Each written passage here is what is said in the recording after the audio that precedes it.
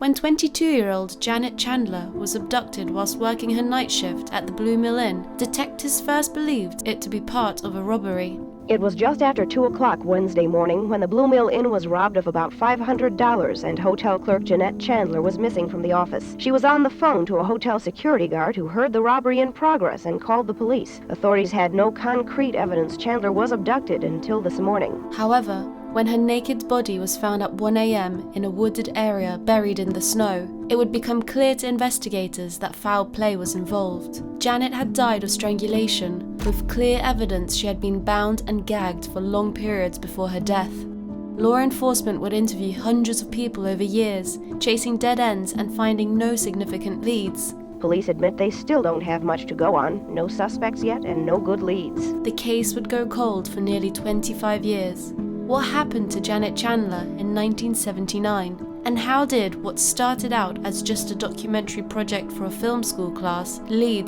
to the world finally getting some answers?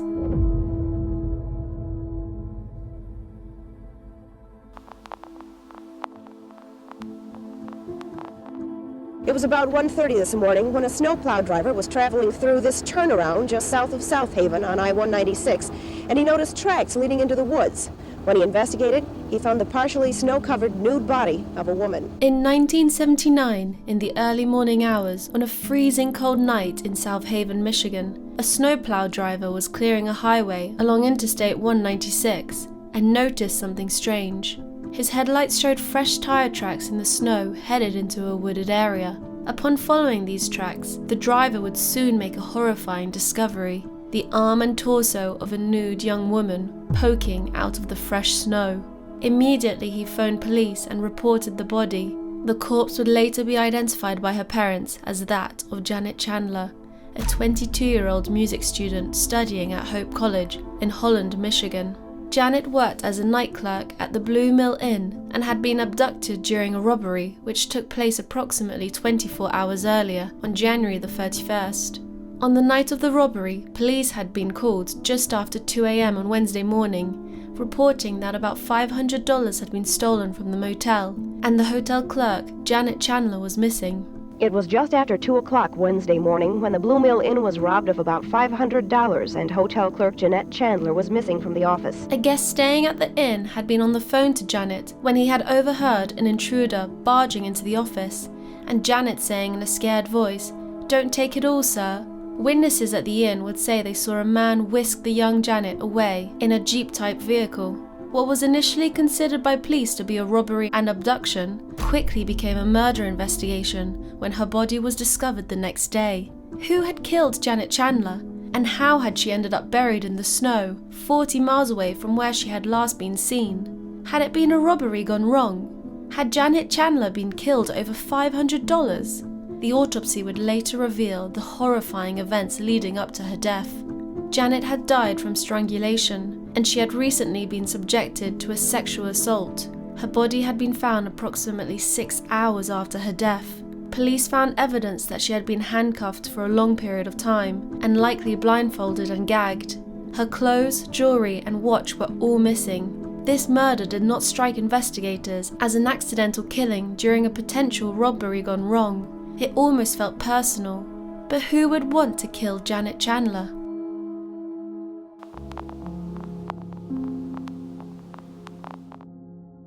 Janet Chandler was a beautiful and musically gifted 22-year-old woman born in Muskegon, Michigan, to parents Glenna and James. She was described by her family as a kind, easygoing and happy-go-lucky person. She had 2 younger brothers, James Jr. and Dennis, who would describe her as a caring and all-around good sister. Janet was a talented choir singer with a rich mezzo-soprano voice. Her father recalls the day when their neighbors gathered outside their window just to hear her sing. One time she was practicing and singing, and we looked out and all the neighbors were standing in the street. She had a very strong voice. She was mezzo-soprano. In middle school, she worked part-time at a daycare center and later dedicated her life and education to singing. She had hopes of obtaining a bachelor's degree in music vocal education and later perhaps work as a music teacher or work in theater. Coming from a conservative Christian family, Janet was devoutly religious. Her mother described her as having lived a sheltered lifestyle. Her friends were from the church, and she did not have any long-term boyfriends or relationships. She had a relatively strict upbringing and was described as the most spiritual in the family. Janet had enrolled at the small Christian school Hope College in Holland to follow her musical dreams. Whilst extremely talented, Janet had some difficulties when it came to school. One of her music professors said she was very talented, but sometimes struggled academically and had difficulty making friends. At the time of her murder, 22-year-old Janet had been working at the Blue Mill Inn in the city of Holland and lived in an apartment with her best friend, Laurie Swank. Laurie had helped Janet to get employment at the motel, with Laurie becoming Janet's supervisor. Through living and working together, Janet and Laurie had a very close relationship. During the winter that Janet worked at the Blue Mill Inn, a nearby paint plant was experiencing turmoil. Workers were striking, demanding better pay and increased benefits.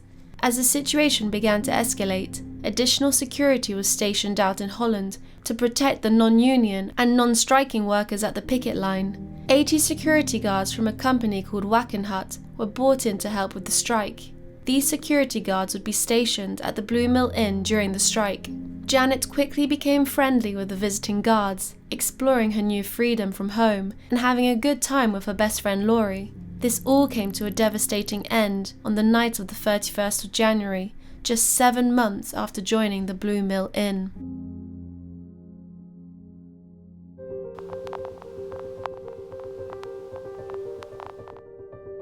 Following the gruesome discovery of Janet's body, the police set about to finding her killer. Local police were determined to get justice for Janet, a beautiful and talented woman brutally murdered at such a young age. The crime shocked the small town of Holland and its police department. Jurisdiction also led to some complications, as the abduction had taken place in Ottawa County, whilst her body had been found in Van Buren County.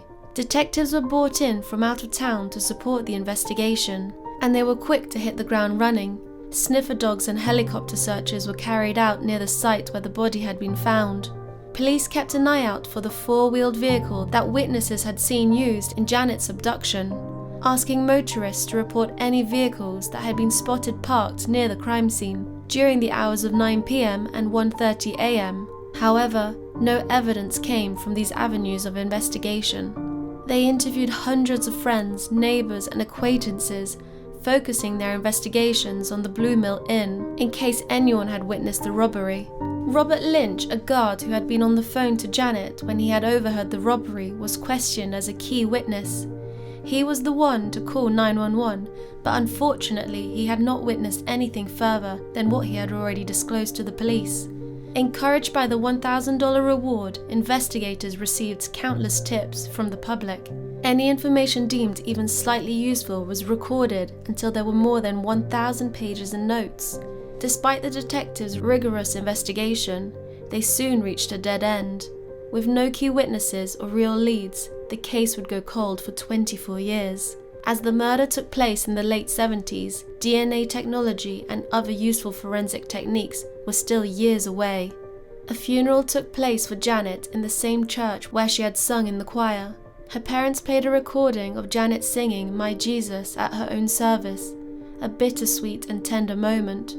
Janet's parents would later state they have not listened to that recording since, due to the pain it caused them. As leads started to dry up, the strike at the paint plant came to an end, and all of the additional guests of the motel shortly returned home. Over the months, the task force set up for the case would drop from 20 to 4 investigators. The reward money was raised to $3,000, but no additional leads were found. Janet's best friend and manager, Laurie Swank, had not been working at the time of Janet's murder, and she could not think of anyone who might have a motive to kill her. The case continued to be revisited throughout the years, as police fought hard to bring justice to Janet and her family. There were several promising leads over the years for detectives. In 1991, serial killer Donald Leroy Evans was arrested and confessed to having killed up to 70 people across the last decade. He had been active during the time of Janet's murder, so a dedicated FBI task force looked into the possibility that he had been involved in her murder, amongst other cold cases. Whilst Evans had lived in 1981 in Holland, Michigan, police could not place him in Holland in January 1979. This led to yet another dead end in the case. Janet's case soon began to collect dust, becoming a cold case for nearly 25 years. A picture of Janet would be pinned on the Holland police station bulletin board in order to ensure Janet's memory was kept alive.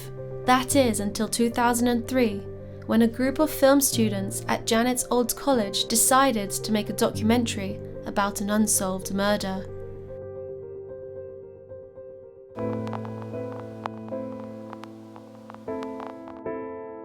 Dr. David Schock was an associate professor of communication at Hope College, the same college that Janet had studied music at 24 years previously.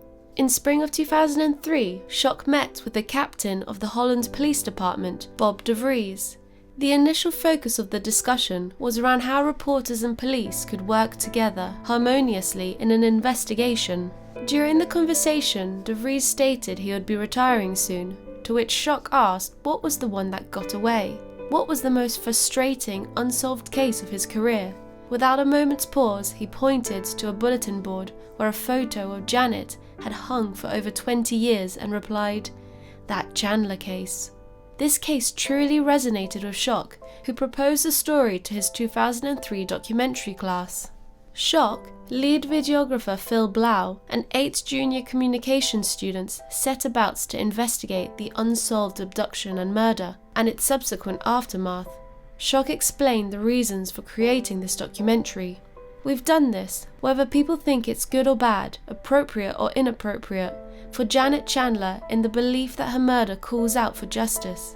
Anything we can do to further bring the killer to justice is what we ought to do." For the documentary, the film students talked to those who worked on the original investigation, her family members including her parents, her old colleagues, and those affected by her murder. They had only 4 months for this project. The 80-minute documentary debuted in January in the college's Knickerbocker Theatre and subsequently on local public television. An officer who had participated in the original investigation in 1979 was in attendance at the screening of the film. Now Holland Police Chief John A. Kruithof remembered the case well from his time as a young officer. Seeing the renewed public and media interest in the case, he used the momentum to take the steps to reopen the case and phoned the Michigan State Police. With renewed interest and awareness, the authorities were confident that this would jog people's memories and hopefully lead to new evidence. In early 2004, the case was reopened by a dedicated cold case team, and a tip line was set up. Janet's father James thanked the filmmakers at the time, stating that nothing would have been done otherwise.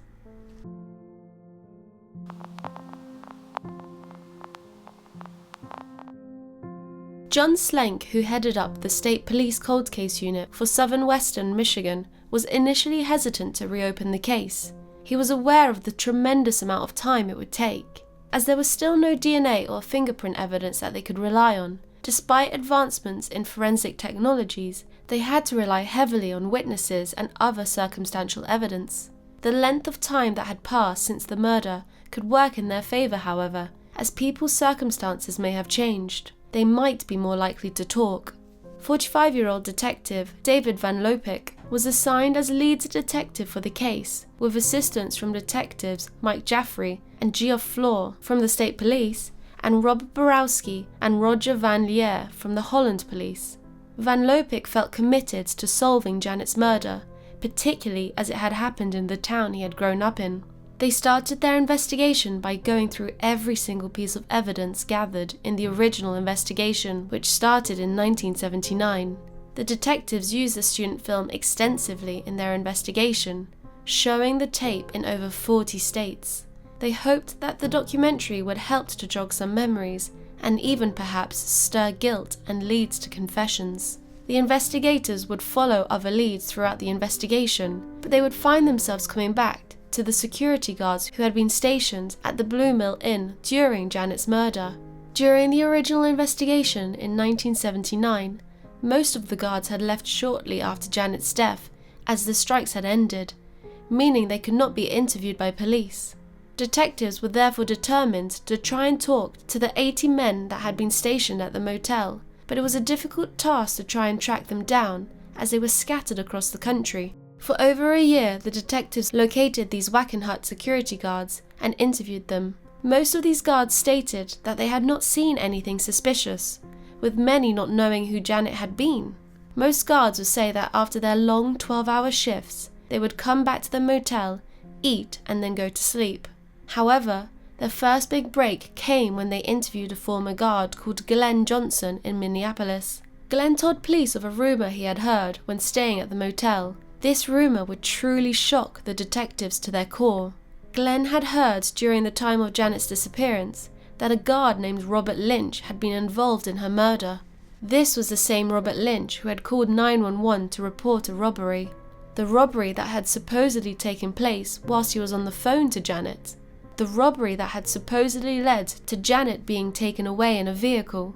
This was the first new lead that detectives had had in months, and they were excited to pursue it. They would listen to the original 911 call reporting the alleged robbery.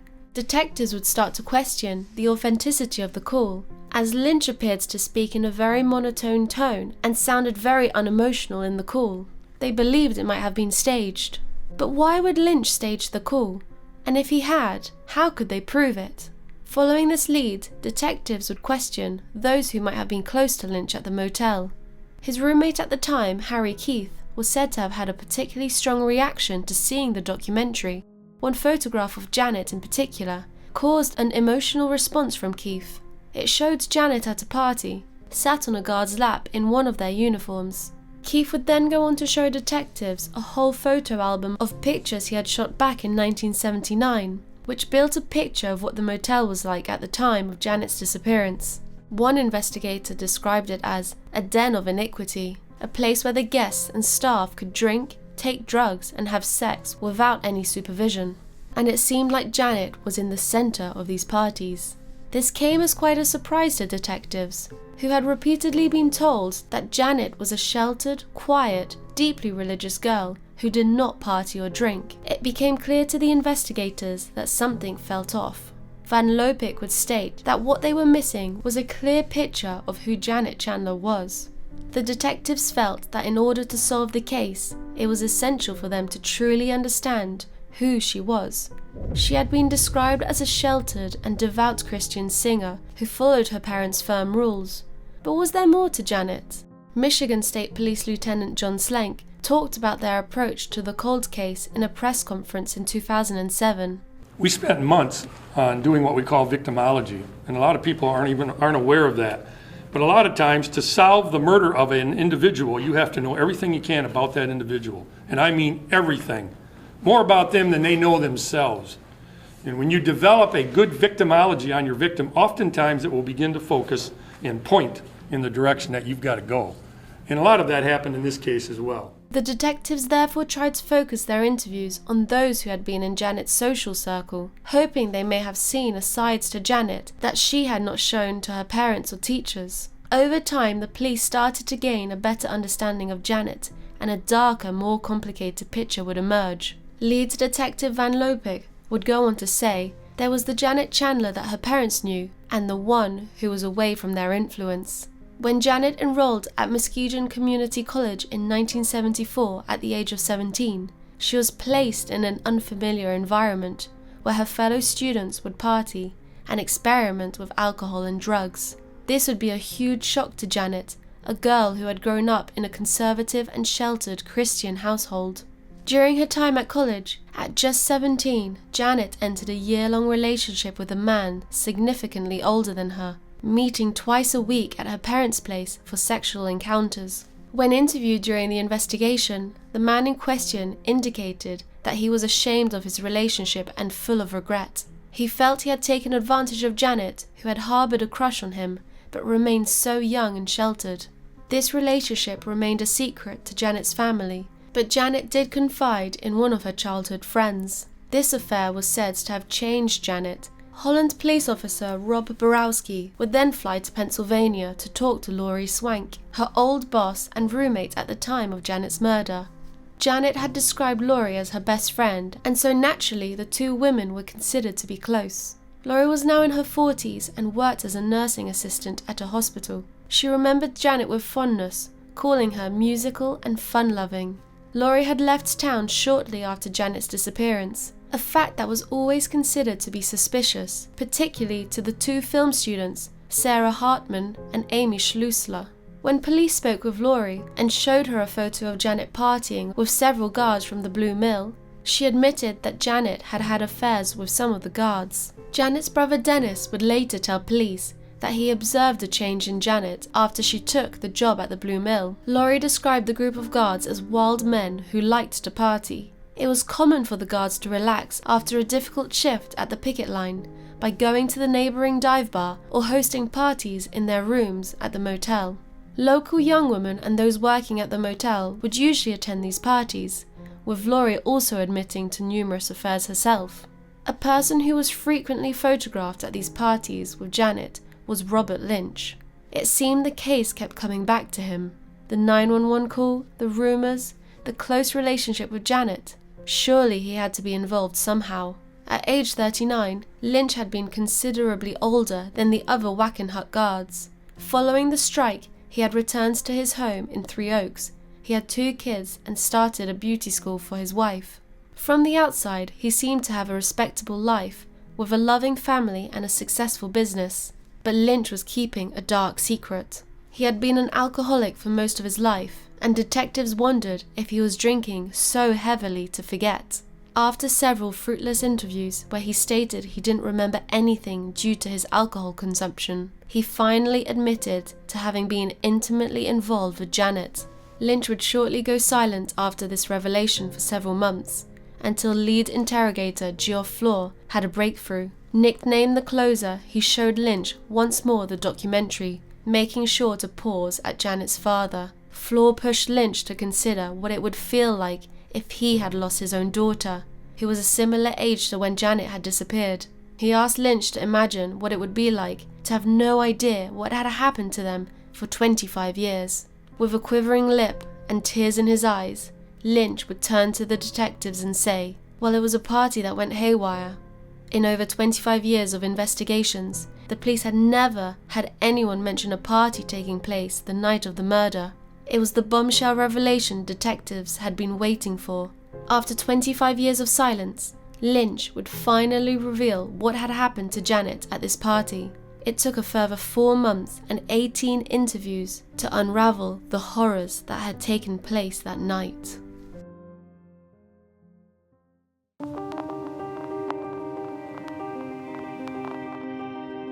The night of the 30th of January 1979 felt different than other evenings at the motel. The usual flirtatious and carefree atmosphere that filled the motel felt more wild that evening. A guest at the motel would go on to say the mood felt raw and that all of the attention was on Janet. Through interviews of guests, it became clear that there was anger and resentment that had built against Janet. Her friendly and flirtatious demeanor had caused jealousy amongst several of the motel residents. Arthur Piver, the lead Wackenhut guard, had had a relationship with Janet which had come to an end, and this had caused resentment. Piver was further angry that Janet had had affairs with several of the men under his command, and would refer to her as that slut. A maid at the motel, Cheryl Ruiz, had further felt threatened by Janet after discovering she had had an affair with her boyfriend at the time. Piver had told the guards that there was a plan to have a surprise party for Janet in order to teach her a lesson. The plan was for security guard James Bubba Nelson to take Janet at 2 a.m. on the 31st of January to Piver's cottage, which was located on the site of the paint plant, away from the motel. Lynch would then stage a robbery at the motel, throwing police off the scent by making a fake 911 call. The plan unfolded with ease, with Lynch and Bubba telling Janet that they wanted to host a party in her honor and asked if she would come with them. Being the trustworthy and friendly person that she was, Janet allowed them to tape her eyes closed, believing that she was being led to a surprise party. Detectives were surprised to find out from Lynch that it was not only men involved in the plot. Janet's female colleagues, Cheryl Ruiz and Deanne Marsman, were involved, and even watched from the balcony of the motel as Janet was led to the car and driven to the party, knowing full well what Janet was being driven to. Cheryl Ruiz would say that the plan for Janet was to strangle her, to torture her. I didn't think it was going to be this rough. I didn't think that they were going to go to this extreme. Janet would be kept at the cottage all night and day until the party started the next afternoon. Lynch would go on to say there was a final woman involved, who had been a key driver in planning the ambush. Lynch said she played the role of being Janet's best friend. It took Lynch some time to remember the name of this woman, until he finally told detectives, Laurie Swank.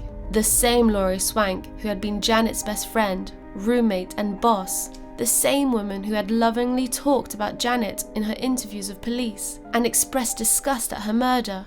Laurie had been jealous of the attention Janet received from the guards, particularly Piver, who she had a crush on.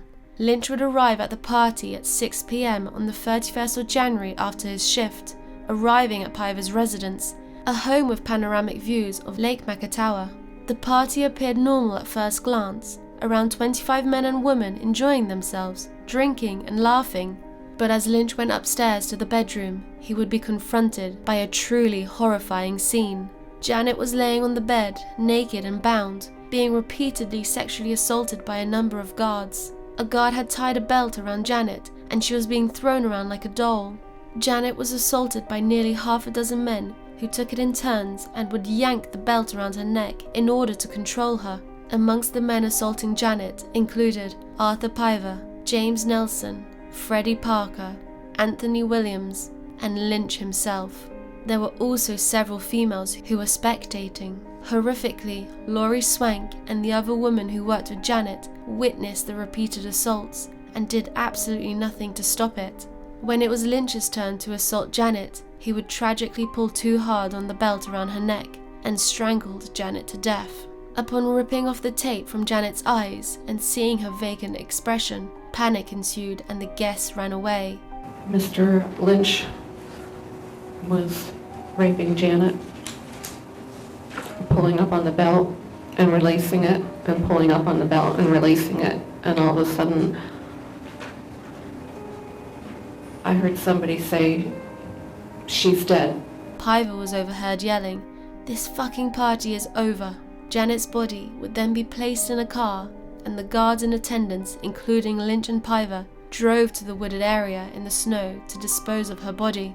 Following the murder, all attendees at the party took on a code of silence. The women in attendance were threatened by the guards, stating that they would be next if they said anything. Someone at the party, a guard named Ron Wyrick, had even taken pictures of the night under Piver's instruction. Piver held onto these images as blackmail, ensuring that everyone would keep quiet for 25 years. Unfortunately, these images would never be found. Police were horrified to finally understand how tragically Janet's life had come to an end. The last 24 hours of her life had been pure hell. She was betrayed by those she considered to be her friends in the most brutal and evil ways. Police were keen to charge everyone who had been involved with Janet's murder.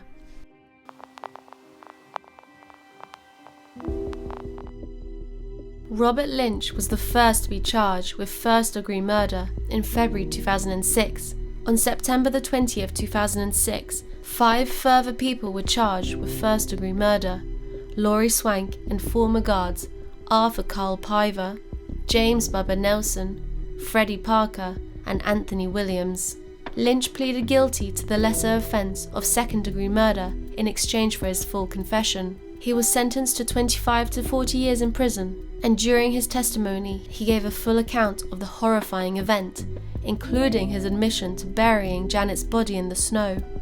Well, I was supposed to help pick the body up and put it in the car. And did you do that? No, because I couldn't lift it. Laurie Swank also turned state's witness, and in exchange for 10 to 20 years in prison, she too had to testify at the trial and give a full account. The trial for Janet's horrifying murder took place on October 16, 2007. Piver, Parker, Nelson, and Williams were all tried together. Michigan State's Assistant Attorney General Donna Pendergast was in charge of the prosecution. Due to the lack of available DNA evidence and fingerprints, Donna Pendergast and her team had to rely heavily on reliable witness testimony. Unfortunately, their lead witness Lynch was not able to testify due to alcohol-related dementia affecting his reliability. Well, I've been a confirmed alcoholic for almost 55 years, and not a very light one either. My memory portions have suffered a great deal from this, and this gives me kind of fits going through these trials and things, because it was there once, but I can't remember anything hardly anymore. All right. It's a terrible disease, worse than anything I've ever been in. It's like being in hell most of the time. After 25 years of terror at speaking out, Cheryl Ruiz, Diane Marsman, and Laurie Swank would testify at the trial. What did you do in your bedroom, Miss Swank? I was part of the cheering session. What were you doing? I was looking at Janet. I called her bitch. I encouraged the activity. As they were raping Janet, they'd pull up on the belt and her head would come up, and then they would release it, and then they would pull up on it, and then they would release it. Who was pulling on that belt? Mr. Paiva, Mr. Lynch, Mr. Nelson. What about Mr. Parker? Yes. How long, roughly, did you watch this assault go on for? Approximately an hour. At the trial, it was clear that these women had been terrified to testify. During their testimony, Prosecutor Bunce asked both Cheryl and Diane about their silence on the event. When asked who had threatened her, Cheryl testified, Tony, Bubba, Carl, they are the ones that told me not to ever say one word to anybody, that they would know somebody higher up and that I would be just like Janet Chandler. State Police Lieutenant John Slank would go on to say in a press conference after the trial that he understood why the woman involved had stayed silent. These guys were nothing to mess with, and they got way in over their head, and when that homicide ultimately occurred, those guards just flat told them, you talk, you end up like Janet. Now when you're at a party and you see a young girl get strangled, raped, and murdered, and somebody says, you talk, you're going to end up like Janet, would you believe them? And you're 21 years old?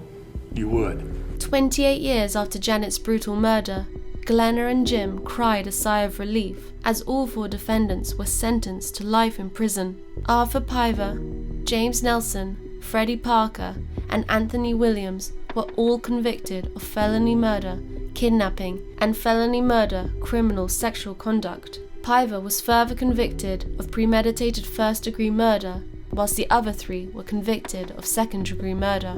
The defendants accepted their verdicts with stony faces. Jurors after the trial would say they believed Paiva to be the ringleader. Juror Deb Sleeman said there were a couple of comments made that clearly separated him from the other three.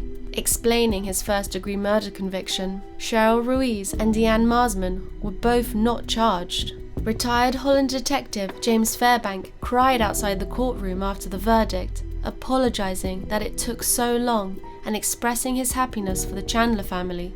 Well, it's just been a long time coming, and yes, it was justice for Janet, but it took too long. Whilst the bittersweet victory finally brought some sense of closure to the Chandler family, it would never bring back their Janet.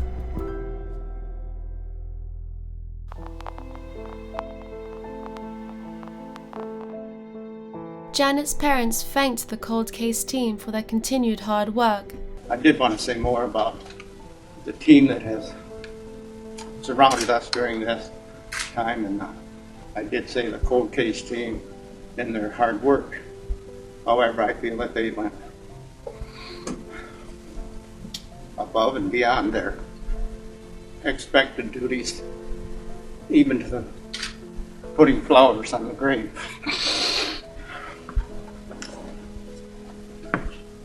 On the anniversary. Her parents would further thank David Schock and the film students, crediting them with reopening the case and keeping Janet's memory alive. For the students, it would be a life-changing experience, with one student, Sarah Hartman, expressing gratitude that what started out as just an idea could turn into something so impactful.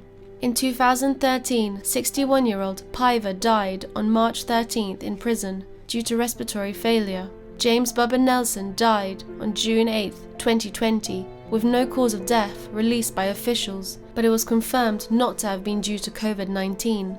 Robert Lynch, now 82, Freddie Parker, 65, and Anthony Williams, 71, are still in prison serving their sentences. Laurie Swank was released in 2016 after serving her sentence, and as of 2018, she is no longer under supervision. Janet's family filed a civil suit in 2008 seeking damages for the mental pain and suffering caused by her murder. The suit alleged that the Wackenhut Corporation had been at fault in Janet's death, stating that the company had been negligent and had not carried out proper background checks on its employees. A federal court, however, had to reject the civil suit, as it was filed more than 3 years after the crime had taken place, which is too late according to Michigan statute. The Chandler family's faith has helped them to carry on with their devastating loss. They have now let go of pain and anguish, explaining how we've left her in the Lord's hands. I guess the greatest thing, knowing that she's in heaven and that we'll be with her. Well, she definitely knew where she was heading. She believed in God.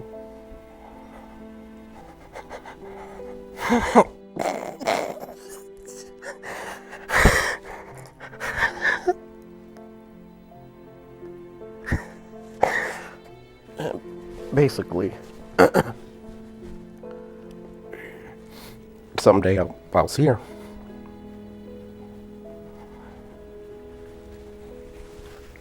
So, that's it.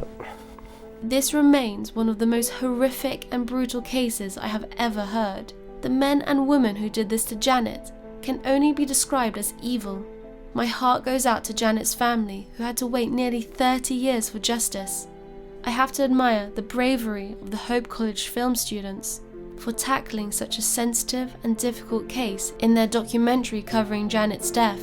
They were the catalyst that was required to finally reopen the cold case, and the tireless efforts of the brilliant cold case team finally led to Janet receiving some justice.